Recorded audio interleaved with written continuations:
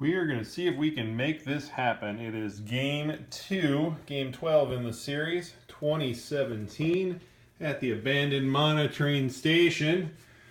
Petty Officer Possum and the Old Man Cricket coming at you. And here is the initial setup of the giant board, courtesy of the Cliffside Bunker. All right, we are mulliganing turn 1 for Germany. This is the result of the very first attack. Germany didn't take Paris. There's 3 units left there in Paris. So we're going to just back this up and rejigger Germany's attacks and then see whether that strategy doesn't work, reconstitute it a little bit. So see here, I think the issue is these land units held back from Holland, Belgium, need to go into France. Even then, it's still a bit of a stretch. It's still a little tight, but I think that probably would have resulted in a victory. Because the 99.8% odds calculator was not enough. Well, I mean, we've seen battles go that way on both sides in the last game and in every game. And Paris just isn't a battle you can lose. I mean, or the result is exactly this, ending the game and starting over. So you need to go in there with more odds than that. Because history has shown us, even some of the past videos have shown us, you know, that battle can go south, and you need some backup to beef it up really quick. And honestly, I think that also shows the limitations of the odds calculator. Right? I'm not a mathematician. I can't tell you the algorithm that it's using, but I don't think it's always right. It seems like there's a lot of 2% odds that happen with regularity. More than, you know, the number 2 would suggest, perhaps. So anyway, so technically speaking, we're putting that in my win column just to make me feel better. And we're going to back up and start over and just tack this onto the same video. All right, well, we're halfway through turn 1 of game 12B. And we've just completed Japan's turn, and true to his promise, Chris, who is now playing the Axis for the first time in, I think, 2 or 3 years, is trying some unconventional strategies here with Japan and Germany. Trying to maximize the house rules that we've come up with. Of course, he's the one that wrote most of them. So he spent a good deal of time thinking about what behavior they incentivize. And so for the first time in several games, we've not done the J1 attack. Last year we were complaining that you had to do the J1 attack and that it was unbeatable. This year we're trying something different. And you know that's different right there. That stack is all the Japanese Navy one could muster, piled up in the Carolines. So here on J1, you've got a fleet with 3 carriers in it, battleship and a whole mess of other stuff, poised to do damage to really any one of 3 victory cities. So that's an issue. There are 3 transports up here in Japan. He's loaded up in Korea, but not yet attacked anyone. So that'll be interesting to see which direction he pops off into. We know Chris likes to play conservatively, likes to maintain options. So one of these days he's going to have to exercise an option. We'll see where that goes. Russia, on the other hand, has some room to grow, room to be aggressive, and you'll see why in a minute. So I, as Russia, have tried to think creatively. And I've been thinking like an Axis for too long, but I went ahead and built a military base right there in Tunguska. Moved all sorts of stuff out this way to the periphery of China, and see what I get to do with those while building up some guys, moving my guys to the front of the line. But oh, wait a minute, where's the Germans? Don't see any Germans on that line. And the reason being that Chris for Germany has taken, well, I don't want to say unconventional, because a lot of ways, right, this is a standard way of playing Germany, and was the other direction that I thought I might go with Germany, other than the strategy I took last game, which is to position yourself to do a sea line on G2 if the Allied player isn't careful. See the battleship that lived there with some damage. And here's the unconventional bit, which I think is really kind of cool. Chris has taken Yugoslavia with Germany, and based on the experience of the last game, we know why. Because now he's got a port in the Mediterranean that he can build ships from eventually. And that will give him access to the Mediterranean to backstop the Italians when they get beat up upon. So we learned last game from my failures with the Axis that a lesson that we've learned in prior games too, which is that Italy is the weaker partner, but you can't let it die because no Italy, no Axis. So kill Italy first is a strong Allied strategy. And that is one that Chris is determined not to let happen this game. See how that goes. About to begin turn 2, game 12B. So, in response to the Japanese positioning in the Carolines here, the U.S. has built most of its stuff in the Pacific, some in the Atlantic as well. But because Japan did not attack anybody, the Allies were a bit hamstrung in their response. So here begins an example of why I think I pretty much suck at playing the Allies, because my Axis instincts are to be too aggressive at the beginning, and I'm lashing out that way. You'll see that particularly in Europe, but I don't know. These moves may turn out to be okay. It's okay, not much you can do when you got all these Japanese up on your doorstep, right? But we'll see. They may pan out well. I've got ideas of why they make sense. But in response to what he's doing, I'm not sure if it'll work or not. So, for one thing, the UK and Anzac both are gobbling up some money islands, trying to get there first. And because of the threat of Sea Lion, UK spent all its money up in London with infantry, was not able to put anything in Africa. And because his Sea Lion threat was incredible with those 9 guys there, I did the Taranto raid anyway on the traditional assumption that Taranto is the way to go if at all possible. And that's the conventional wisdom. You'll see after Italy's turn, it didn't work out terribly well. I won the Taranto raid, don't get me wrong. I took out all those guys there and had an aircraft carrier and 2 planes left. Probably not the right choice in which units to take damage on, though, because 1 sub came along, sank that aircraft carrier with a surprise shot. Planes have nowhere to land, and that means they all died. 1 sub took out 36 IPCs worth of units. On top of that, the other 2 sea zones, because I wasn't able to take 96, I had to send the cruiser up to the English Channel to clear out that battleship. Sent the plane from Gibraltar along to support that, which incidentally I'm glad I did.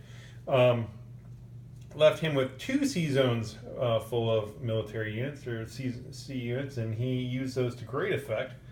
My planes had landed in Syria. He came and cleaned them out with land units. And I rolled poorly. He rolled very well. So now there's 4 Italian land units in Syria at the end of turn 1. UK, trying to beef up its presence, and of course some aggression down here against Egypt as well. Why? Because he can. And so UK finds itself way behind the 8 ball here in pursuing any kind of Middle Earth or, left Earth, right Earth. Pretty much the whole Earth is sucking for the UK right now at the end of turn 1. Halfway through turn 2, and it keeps getting more interesting.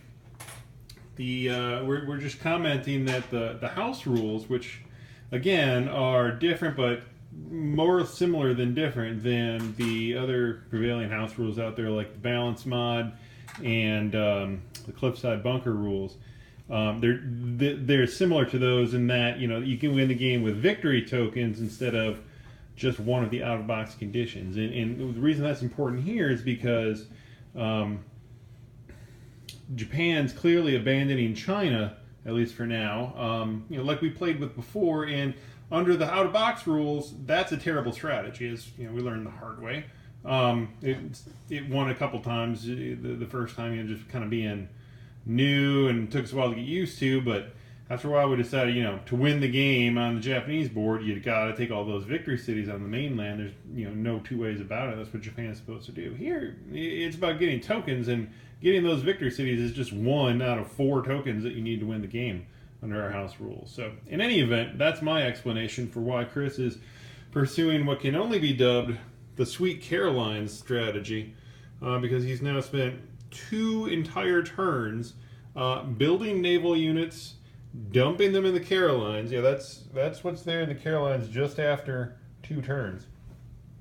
And, getting out of Dodge in Asia as fast as humanly possible. So the Australians just, took a crap in their collective pants when that buildup started happening.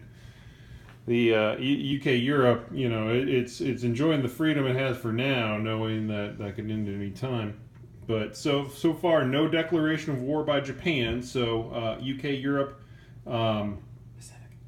Pacific. That's what I meant. You know what I meant. You're looking at Pacific.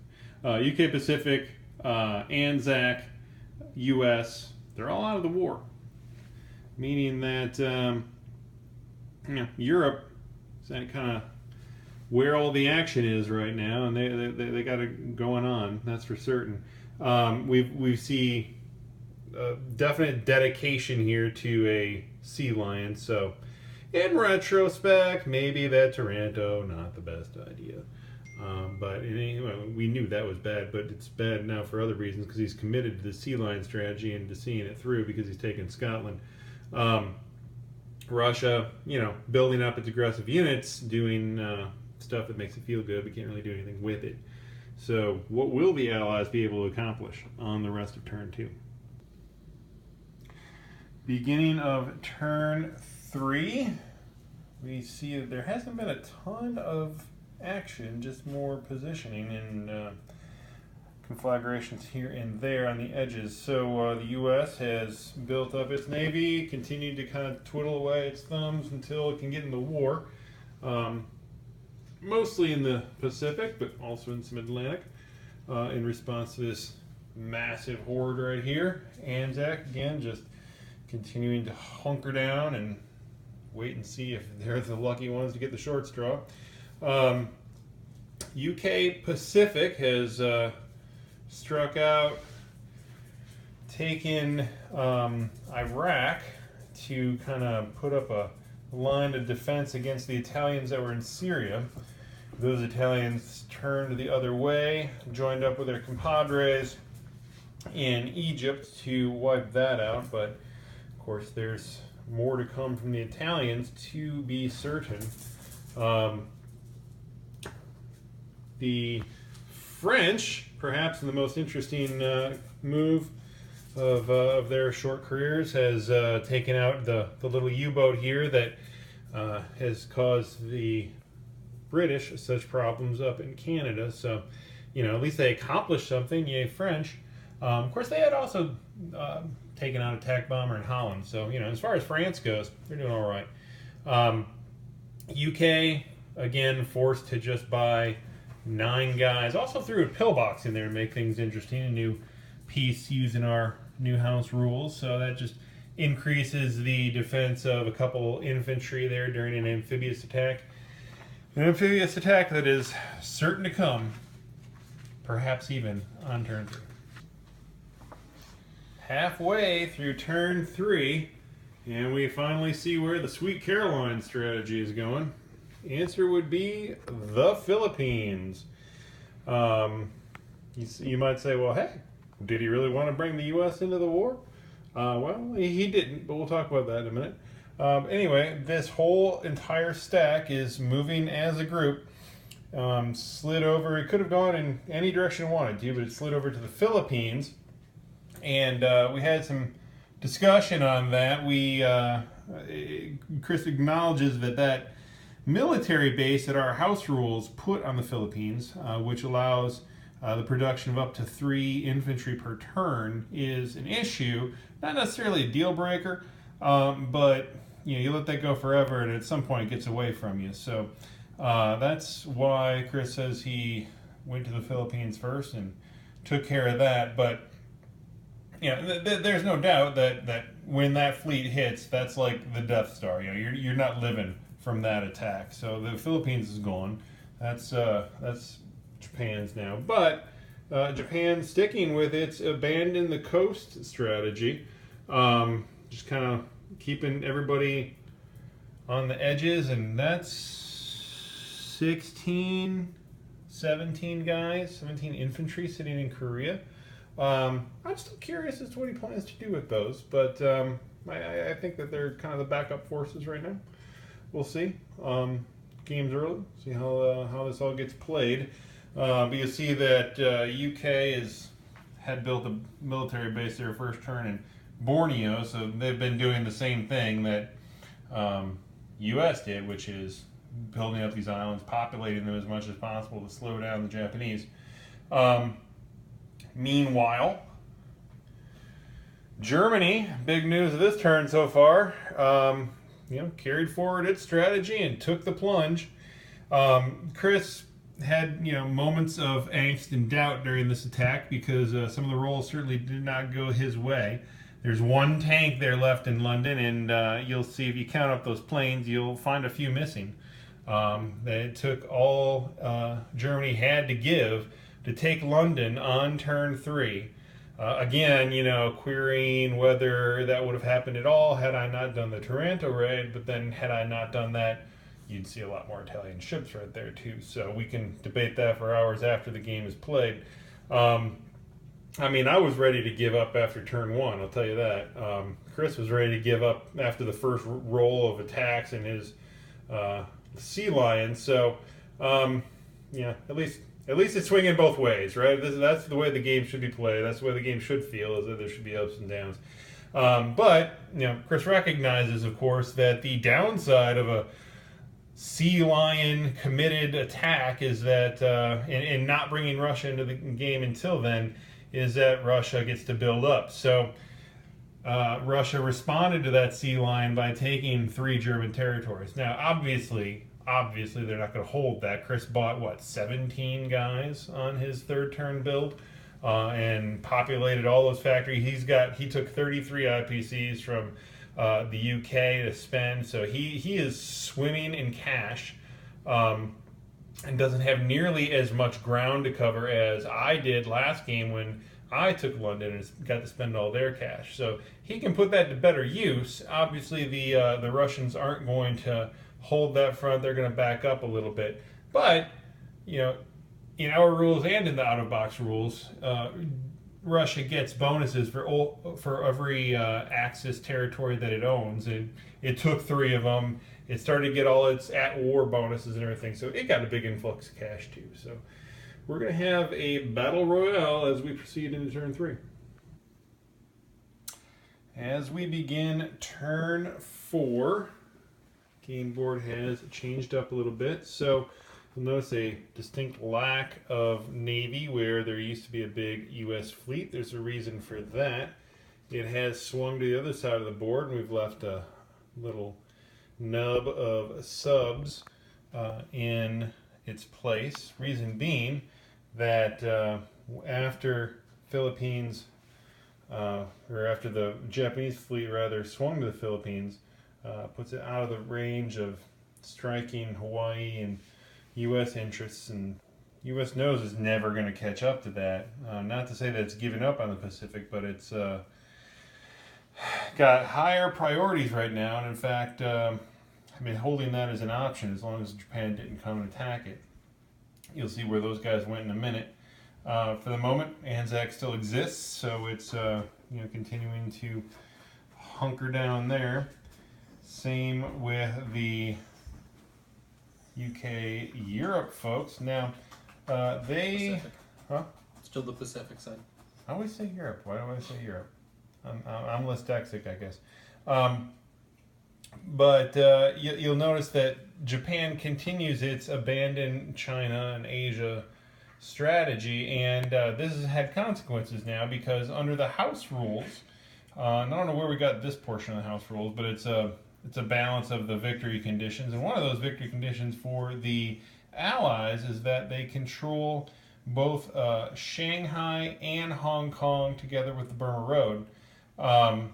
Those conditions have now been met, so the Allies picked themselves up a victory token. And which one did they get? Well, same technology that the UK rolled last game, which is propaganda. Money-making technology, which is always huge for the UK, especially since they didn't have an economy last turn in the Europe side. So every little bit helps. These folks have survived with the backing of the Russians, so the Italians have expanded out in other directions a little bit. They obviously are fortifying in Egypt, chose not to progress past that though into the Middle East, rather solidifying their hold on North Africa, which under our house rules gives them a national objective bonus, in addition to controlling all their border territories and the Mediterranean. So Italy, don't cry for Italy because it's doing okay. It's holding its own, getting a crap ton of bonuses. Yeah, there's pressure, both now from the Middle East and from this here fleet, which includes everything that's swung over from the Pacific, as well as what was built here last turn and the fleet that was here before. Now presenting a much bigger presence in the Atlantic than they had been just a turn ago. Now, it looks, and this is one thing I hate about blow-up boxes, it looks at first glance like the Atlantic's empty. In fact, it's anything but. That little nub right there represents this blow-up box, which is the remainder of the Sea Lion fleet. I mean, not as big as it could be, but that's 2 carriers from Germany. And a crap ton of transports, of cruisers. There's a fleet there, and how it faces off against the Americans is what we'll find out on turn 4. Well, it's turn 4, and Japan has just discovered how to be Japan. It has come out of its shell in a big way and become a nation of islands here in a very interesting formation. I gotta say, it's a new twist, and it's starting to bear some fruit. So this home-based fleet here from Sea Zone 6, reacting to the Americans having swung their navy out of the Pacific, decided to start putting some pressure back on the Americans. Fortunately, the Americans left a blocker here, that destroyer at Midway, so Midway is now no more. So that whole fleet is hanging off the western U.S. coast, and we'll see what becomes of that. And the rest of the whole armada, with its pressure off the right side, went full on left, exploded from that marker that we had into 4 different directions. That marker is still there because there's an awfully big fleet there in the Malaya Sea Zone, but now we have 3 of the 4 money islands in Japanese hands, handily rolling over the military base and other encampments here in Malaya to boot. So a big gain in IBC, swinging from like 24 to 40, something like that, and more bonuses yet to come. UK Pacific, see, I remember that time, is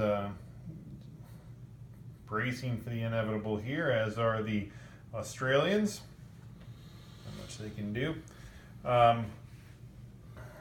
What else happened on turn 4 so far? Well, on the European board, as expected, Germany pushed back and recovered its territory as Russia allowed it to do, and then kind of pulled back itself, built up its lines. You see pretty big stack starting to form here.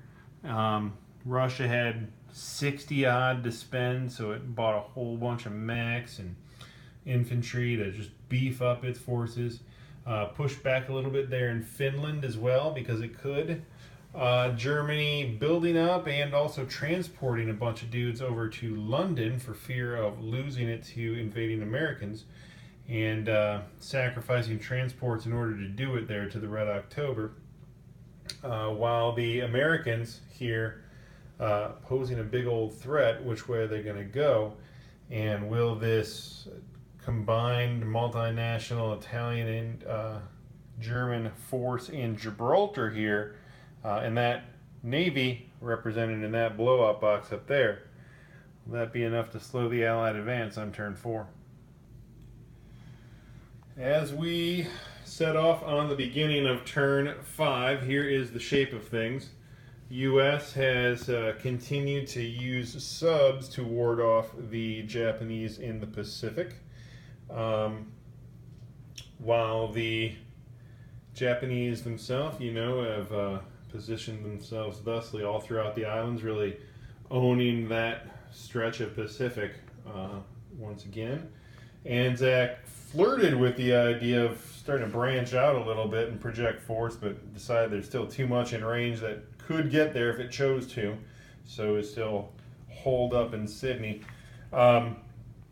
Meantime, UK Pacific bought itself a little bit of breathing space by sending its multinational partners out there as blockers, clearing out the destroyers that Japan had left there, and ultimately deciding to run away from Sumatra. Could have transported dudes down there, beefed it up with those in a pillbox, but ultimately he's shredding through each one of these islands, and those infantry are better use on the mainland. Middle East, we're clinging desperately to that, holding on to it. The Italians, facing pressure now from both directions, decided to go all out into Transjordan, putting pressure on Iraq, where the UK has now purchased a minor factory, starting to actually spend money on the European board again after resetting its capital in Ottawa, which incidentally happens under our house rules. And the Indians building up with subs to greet the Japanese Navy should it choose to venture into those waters. And so that box represents everything there that Italy was physically capable of bringing into Transjordan, deciding that it would run away from the American fleet, which on turn 4 consolidated itself in Sea Zone 91. You see that it can barely fit in that blow-up box. There are so many ships there, including its multinational supporters from various places. Obviously, there could be more there, right? There's only a few transports full of stuff, while there's more transports yet to be brought, which is why we didn't try to invade Gibraltar this time around. And those carriers aren't even full. U.S. Not able to spend the money because of not being at war for 2 turns. Wasn't able to spend the money it usually does, and ultimately left some holes there. But seems like it ought to at least be useful here on turn 5. Now halfway through turn 5, and there are shouts of rejoicing and celebrating in the streets in both Honolulu and Calcutta this evening, as Japan has taken a strategic restructuring here, regrouping, pulling back from Hawaii, pulling back from Australia, pulling back from Calcutta. So that's not to say they've run away or anything. That little nub right there represents this blow-up box. But you'll see it's at least a little bit thinner than it was. 3 aircraft carriers instead of 4, that's something. A few ships spread out from there. You see that he's exploded out with transports, taking the 4th Money Island, and nibbling away at U.S. and Anzac bonuses by doing some island hopping here. I think he understands that some of these transports are exposed and are going to go away soon. But And he could have had Hawaii, but that entire fleet that was there would have sunk, and that wouldn't have been good. So chose to pull back. See, there's still quite a fleet there in Japan. The only production capacity Japan has, though, are these 3 military bases. One that he just built in French Indochina, one in Philippines, one in the Carolines. So anything other than troops and transports are going to have to get built in Tokyo, which are going to take a while to get down into any kind of South Pacific theater. The Chinese hordes that were positioned last turn persuaded Japan to get out of its G-hole and backed up a little bit there. On the rest of turn 5 so far, Russia has all out committed itself to preventing the Axis from moving forward into the Middle East. You'll see that Germany reinforced Italy even more from what we saw last turn. That blow-up box represents all the forces that are in Transjordan right now, while the German box next to it represents this fleet, which represents the entire Italian Navy and the entire German Navy, save for one sub that Germany just purchased, just to keep me from getting that bonus of him not having any subs. That's a national objective bonus for the UK under our house rules. So they're all making an all-out push to get into the Middle East, take away my bonuses, and really get into the heart of what General Hand Grenade has appropriately identified as the heart of the UK empire there. And really, I mean, once the Axis get control of the Middle East, they've broken the Allies' sphere of influence and create a lot more problems. So Russia's committed to making sure that doesn't happen. Let's see how the U.S. can contribute to that effort on the rest of turn 5. We're about to begin turn 6, and here's what the board looks like. The rest of turn 5 saw Anzac in U.S. snipping off a couple transports as expected.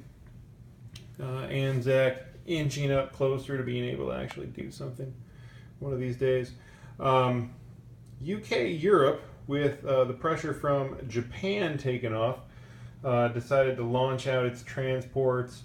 Not because you ever expect to hold these money islands, but because that's a huge swing in IPCs, right? That's 11 IPCs that are collected for that, and that's 3 more islands that Japan now has to go back again and root out infantry in order to get its IPCs and its bonus, which it needs to fund this island-based war effort. In reaction, though, the Italians and the Germans decided to take the plunge, come through the Suez, and send all their stuff down here to kind of break up that sphere of influence that we just talked about in the last video, disrupt the flow back and forth of British and Soviet now troops between India and Iraq. I'm thinking it's probably not insurmountable if things go the Allies' way, but it does certainly slow that down, and having sacrificed my transports, and maybe that was part of his calculus, my ability to shift stuff back and forth now is lessened. So I'm a little bit hamstrung there, and the Russians aren't in perfect position to do something about that. But I still like where the Allies are altogether in that situation, because there's no reinforcement here coming from Italy and Germany. This is their last shebang, if you will. We have Allies now finally creeping back up from South Africa, putting pressure now on Egypt, and of course the American Navy, which ended up sitting still so that it could protect these transports like a mother hen and dumping them into Gibraltar and Morocco where they needed to go. Chris, seeing the inevitable on that one, knew it didn't make sense to try and defend Gibraltar, so he pulled everything out that he could except for 1 infantry apiece, I think it was. Purchase-wise, the U.S. spent all of its builds in the Atlantic this time around, buying those planes that my aircraft carriers are sorely lacking, as well as many transports and land units as I could muster. Now, all knocking on the doors of both Italy and Germany. What is Germany and Japan going to do in reaction on turn 6? Okay, after the completion of Russia's turn on turn 6, we've decided to call the game. The Axis have conceded. So, from the Allied perspective here, I'll share what's going on. I'll pass to Chris to share his experience from the Axis side. So, here in the Pacific, from the Allied side, it became clear early on that Japan was going a naval-only strategy. He saw what I did last game with Japan, trying to own China and take Calcutta, and gobble up Russia. The typical J1 momentum into Asia, right? And I got stalled in China. So I think that experience plus some knowledge of our house rules and the incentives that they give to certain things led Chris to adopt this kind of Navy only strategy for Japan. You see here, he pretty effectively gobbled up several of my bonuses. So these islands, I won't go into each one, but by taking these individual islands, he cut into 2 different bonuses that the U.S. had. He cut into all 3 of Anzac's bonuses, one of which include these 3 islands over here. So, when's the last time you saw Japan bother to take the Gilbert Islands? That was all for the purpose of choking Anzac. And Anzac pretty much was choked the whole time. It just hunkered down, and had Chris decided to come in and take it on turn 2 or 3, he could have easily done so. And that's the whole purpose, right? That's half the game, is not what you do with your pieces, but the force you project with those pieces, and the options, the possibilities that you make the other side prepare for. U.S. decided early on it was willing to allow Japan to menace it with that fleet. I was even willing to let him take Hawaii if that's what it took, because once he got to Hawaii, those ships would have been in a kill zone. Those big bad carriers with all their planes don't do much against a sub once the destroyer's gone. And there's only 1 destroyer in that fleet, so eventually he was going to have to take a hit on that destroyer. Those planes would have been taking up residence in Honolulu for quite some time. So my strategy all along was to focus on Europe. And so once I had the ability, once I knew that he wasn't going to invade the homeland or Alaska, I was in position to swing that Navy around to Europe and make trouble in the Atlantic and ultimately dominate there. UK Pacific, seeing that fleet coming, right, was time ticking away. You knew that death was coming, and you got to do what you can to get ready for it. So my goal from the beginning here was to slow Japan down as much as possible. I built that military base in Borneo. Together with Anzac, occupied all 4 of the Money Islands. Obviously, at one point he took them all. I was able to get him back because he had to take those land units and do other things with them. But all for the purpose of slowing him down and getting just gobs of money. The original economies for these 2 nations don't include 3 of the 4 of these bonus islands. So they are bonuses for everybody. They're everybody's money island. I don't get the extra bonus that Japan does for having all 4, but each individual one is 3 or 4 IPCs that makes a much bigger difference to these economies than it does to Japan's individually. But see, this is where I think the island only strategy doesn't support Japan's efforts as well as it could, because you need that production capacity. Chris built these military bases in the islands, Carolines and Philippines, and ultimately in French Indochina there, which is allowed under our house rules here. You can build these little things in islands and anywhere else, and they build infantry and transports. So those 2 units are exactly what you need to keep producing in order to keep this strategy up. I just don't think the time supported having the opportunity to build up enough. Remember, he didn't declare war until turn 3. So he didn't even have the capacity to build these things, much less produce from them until much later in the game.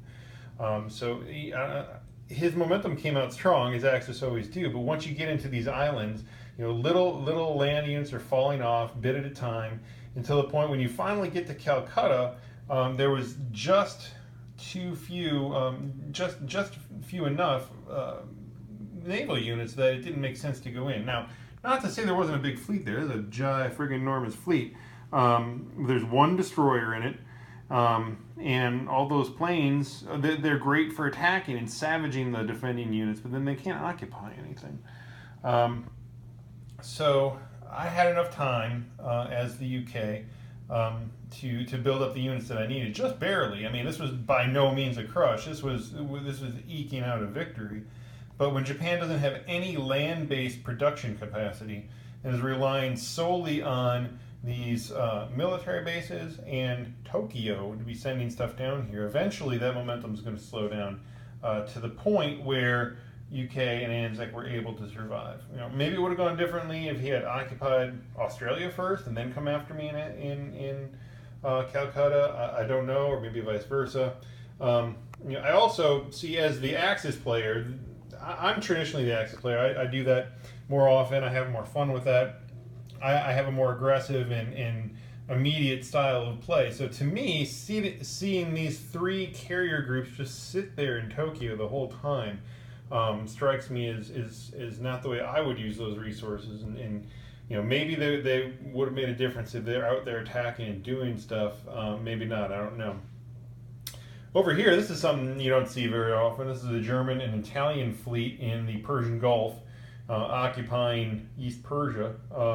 That was a kind of a last-ditch endgame move just because he didn't have anything else to do with them, right? The American fleet sitting here in C-Zone 91 as it is and just getting ready to occupy the Med and Force, and those guys were in 98. He knew that they weren't going to stand up to that American horde, so what else are you going to do than try to break the logjam that was happening over here? Because he knows that if he can get Calcutta to fall, then it's an entirely different game, right? I've got nothing down here. I can project no force. I wouldn't be able to protect the factory that I built in Iraq.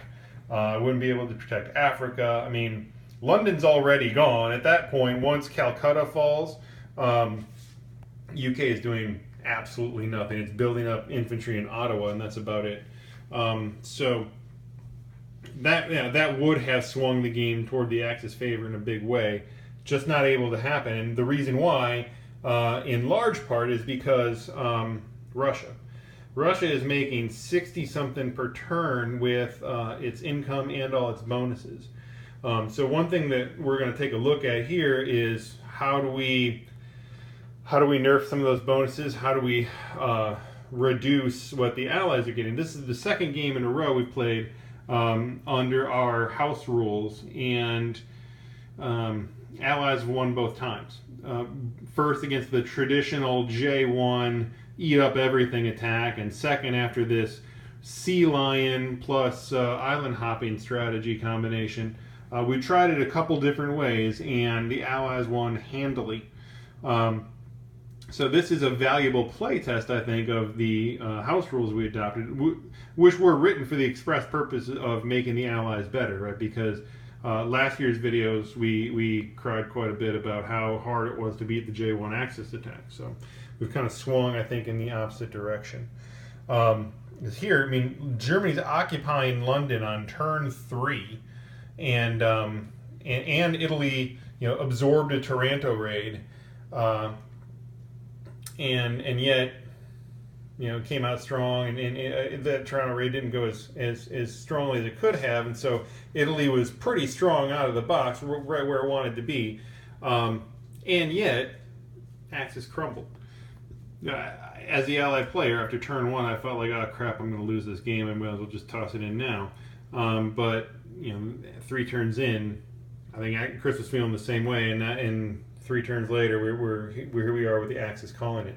See, the Soviets are getting so much money that not only can they afford to just toy with Germany, right? Like every turn, I'm coming in here and I'm taking 1 or 2 of these these Eastern Front territories just because they give me mad bonuses, and it forces him to waste time and effort cleaning that up rather than pouring into Russia. So here the Axis is giving up, and they've never ever in the game crossed that line. They have never occupied a Soviet territory during the entire course of the game. Here I am as the Soviets occupying all of the Nordic Peninsula,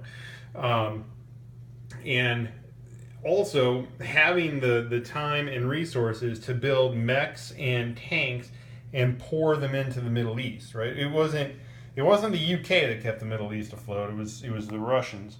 In large part, even to the point of building a military base at the end there to just keep infantry even that much closer to the theater. So I'm happy with how I played the Allies. I think I played them the way they needed to be played.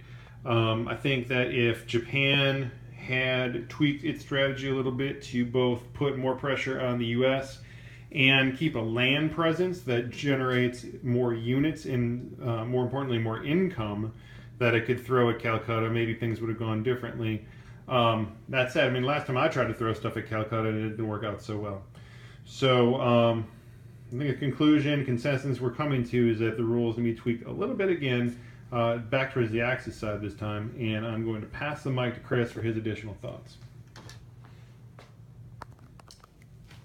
All right, so there's some thought going into this that we may have unbalanced it the other way, but you don't know until you play it. And so since Brian went Barbosa last game and aggressive J1, wanted to see what happens. Allies won, and keep in mind, the Allies won even after a horrific snafu in miscounting in London, allowing that capital to fall in the middle of the game. They would have won substantially sooner had that not happened and had a massive swing. So that strategy, I don't think, is viable. So I wanted to try sort of the opposite of that, to go Sea Lion and then to ignore China. Both of those suck. I mean, the Sea Lion I've long thought was not a terrific strategy, but I wanted to try it under these rules because of the benefit of the ability to paratroop in. But without fail, every time I see someone do that, it takes up too much resources. Russia gets too big, and with all of the bonuses that we've added in for Russia, we have made them too strong. So we're going to have to nerf that. I've come around on the abandon China strategy. I do think that's a bad strategy. I wanted to see how it would work with all of the additional bonuses in the water. The idea was not to have a purely naval strategy, but to get down to some of these islands and use them to generate guys down here. But in order to go Sea Line to make it viable, you can't go J1 because it makes the U.S. too strong, too quick. So you need time to let Germany get into a position to do that. So I had to wait. That still seems like a inferior strategy overall. I still think that you have to be aggressive.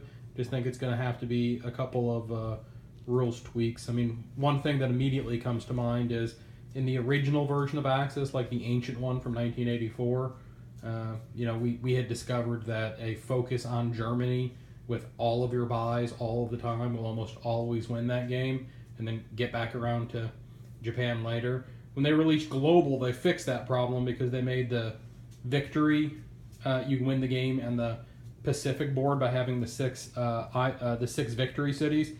We changed that rule to a token, which, losing that token's not that big of a deal, but it revived the focus on Germany strategy. Because in this game, although at the very beginning of the game there were a couple of things over here, they were never designed to stay there. They were always going to swing over here. So we're 6 turns into this, and every single buy that the United States has made has been on this side of the board.